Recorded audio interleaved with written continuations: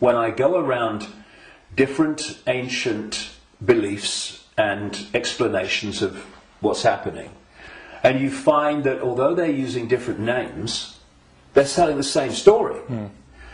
For instance, there was a group of people, or shall we say a belief system, which goes back hundreds of years and has become known as Gnostic.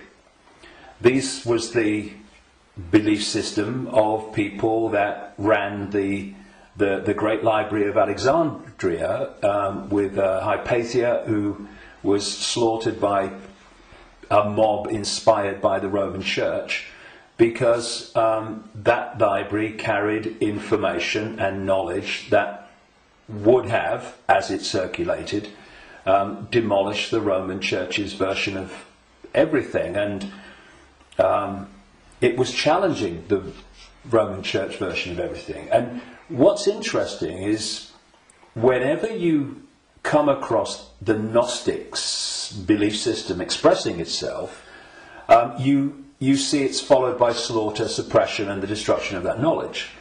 So the Cathars in southern France were Gnostics in terms of their belief system. We'll go into what that belief system is in a second. And so, again, in went the church, and all these, people that kill for the church, and they destroyed the Cathars. It's, I think, 1244 was the last stand to the mountain fortress at Montségur in southern France, in the foothills of the Pyrenees. And again, it's not just we slaughter them, but we destroy their knowledge. But a fantastic thing happened in 1945 when a sealed jar of Gnostic writings, quite considerable writings, was found by a peasant in Egypt in 1945. And they describe much of the Gnostic belief system. Now, key in my interest, one of the things, of course, as a quick aside, they were telling a very different version of the Christian story. And we might get into that because it's relevant. But the key thing for me was that around a fifth of these texts were about a phenomenon they called the Arcontes. And the Arcontes, these Gnostics said, were a manipulative force that operated outside of human sight, that was basically, as we would call it, an energetic form rather than what we would call a physical form, though it could manifest as physical form through holographic projections and stuff. And these writings even talked in their own way about the illusory nature of this reality. And they talked about the Archons were the, if you like, like cyborg, we would call it, troops of something they called the Demiurge. And the Demiurge is what Christians call the devil, and this negative force. And what these writings said is that this reality that we're experiencing was not created by some divine force. It was created by the Demiurge and the Archons, and it was a fake reality. And that they manipulated by accessing the human psyche and manipulating humans' perception of reality. And there was some very, very interesting things that they said about the Archons. And one was that they lacked the ability to express the creative force. I would put it like this. If you gave them a blank sheet of paper and said, create something like a reality, they couldn't do it. But what the Gnostic writings say is they're experts at taking something that already exists, like the reality before this hijack, as I would call it, the one we experience now, and twist it.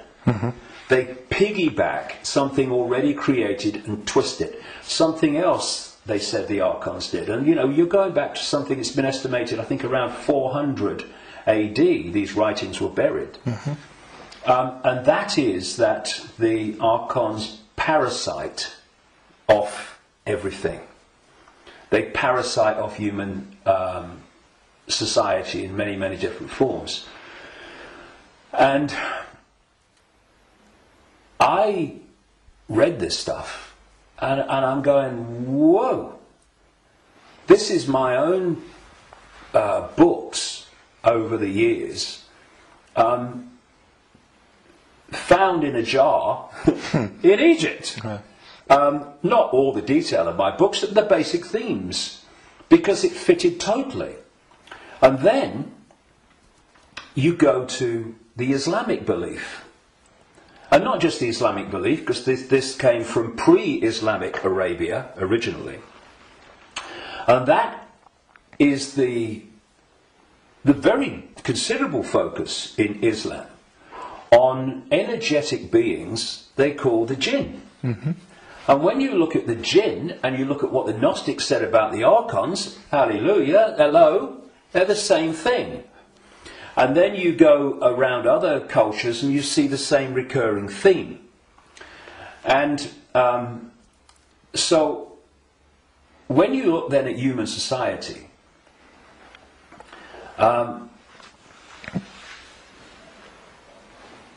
who creates, what is the creative force within human society?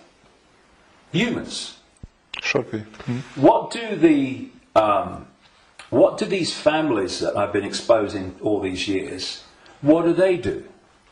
They piggyback off that creative force and manipulate it and direct it in a way that suits them. What do these network of families also do? They parasite off human effort, human labour, human energy, human creativity. The banking system, I rest my case.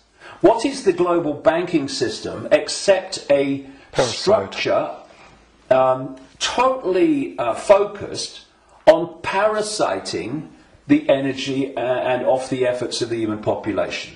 What is taxation in the way that it is today? It is parasiting of human efforts and human creativity. So what I also found interesting is that the Archons are described as we would say, like cyborgs. They almost like, they're computer-like. And they serve this force they call the Demiurge. Well, I've been talking about these reptilian entities